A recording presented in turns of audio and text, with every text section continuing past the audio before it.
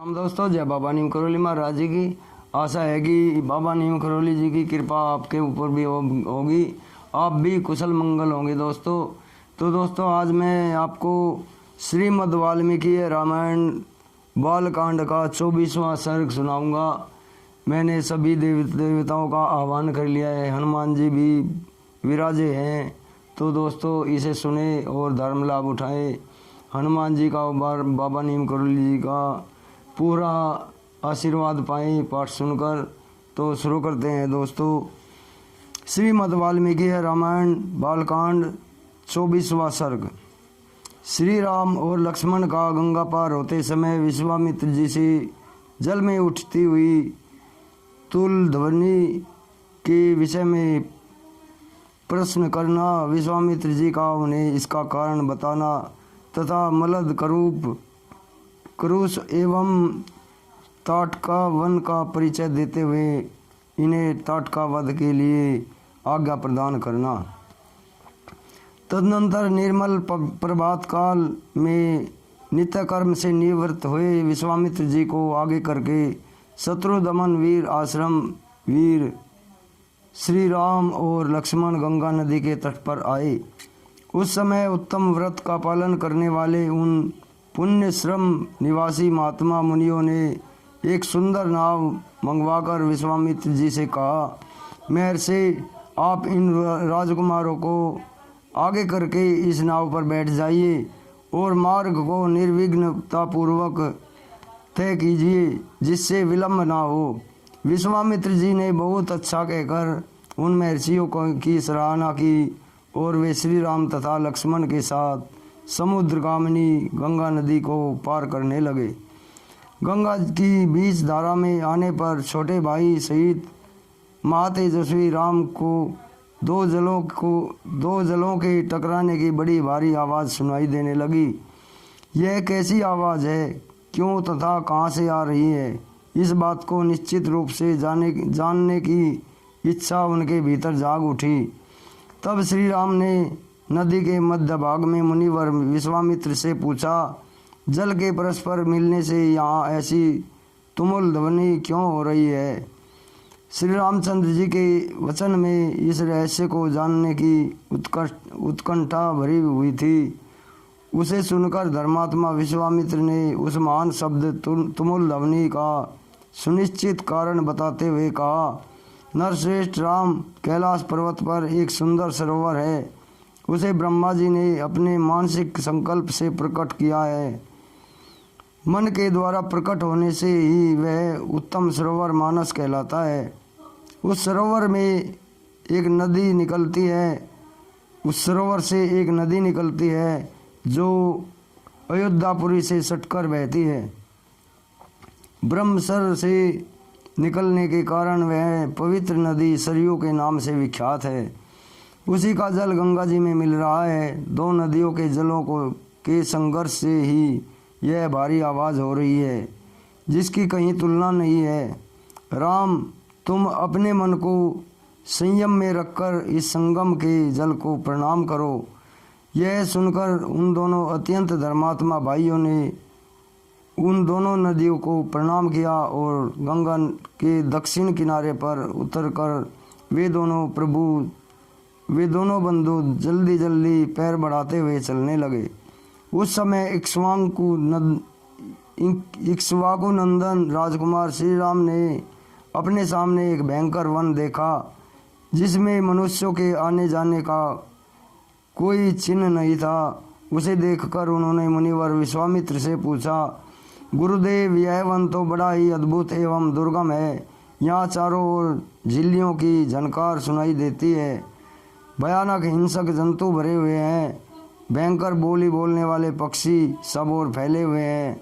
नाना प्रकार के विहंगम भीषण स्वर में चहचहा रहे हैं। सिंह, व्याघ्र और सुअर और हाथी भी इस जंगल की शोभा बढ़ा रहे हैं।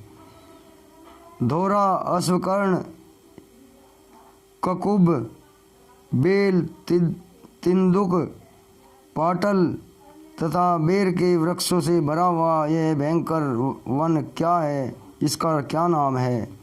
तब महाज तेजस्वी महामुनि विश्वामित्र ने उनसे कहा, वत्स कुकुत्स स्तननंदन, यह भयंकर वन जिसके अधिकार में रहा है उसका परिचय सुनो।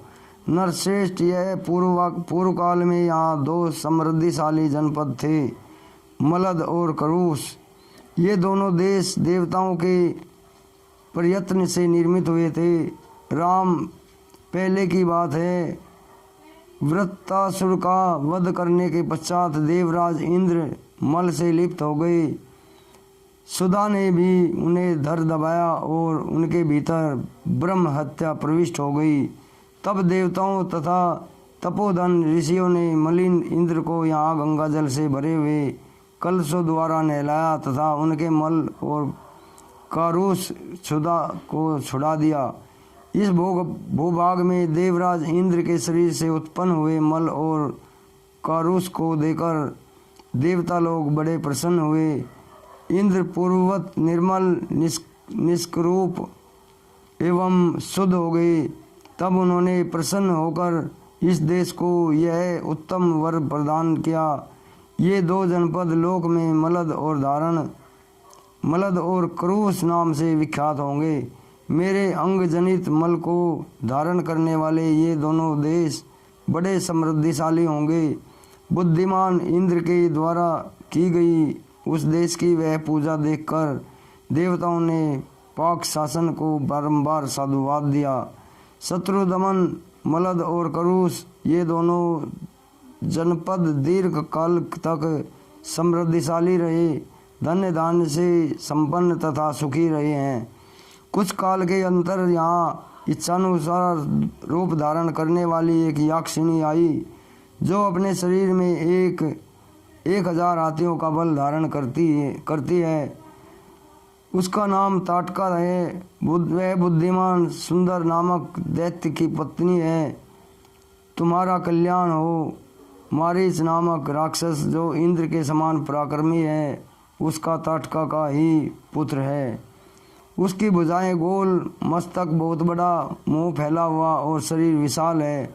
वह भयानक आकार वाला राक्षस यहाँ की प्रजा को सदा ही त्रास पहुँचाता रहता है। रघुनंदन, वह दुराचारिणी ताटका भी सदा मलद और क्रूस इन दोनों जनपदों का विनाश करती रहती है। यह याक्षिणी 1.5 योजन 6 कोस तक के मार्ग को घेरकर इस वन में रहती है। अतः हम लोगों को जिस ओर ताटका वन है उधर ही चलना चाहिए। तुम अपने बाहुबल का सहारा लेकर इस दुराचारिणी को मार डालो। मेरी आज्ञा से इस देश को पुनः निष्कंटक बना दो। यह देश ऐसा रमणीय है तो भी इस समय कोई यहाँ आ नहीं सकता। राम, उस असहाय एवं भयानक यक्षिणी ने देश को उजाड़ रखा है।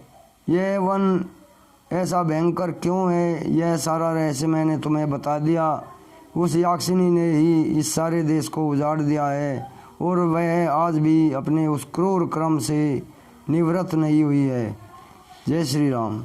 इस प्रकार श्री वाल्मीकि निर्मित आर्ष रामायण आदि काव्य के बालकांड में 24वां सर्ग पूरा हुआ। तो दोस्तों, ये श्रीमद् वाल्मीकि रामायण का 24वां सर्ग पूरा हुआ। इसे सुने और इसे आगे भी शेयर करें। ये पुण्य कथा है श्री राम जी की। तो अब आपके भाई से कोई गलती हो तो क्षमा कर देना दोस्तों। चैनल को सब्सक्राइब अवश्य कर लेना। जय राम जी की, जय हनुमान जी की, जय बाबा नीम करोली महाराज जी की।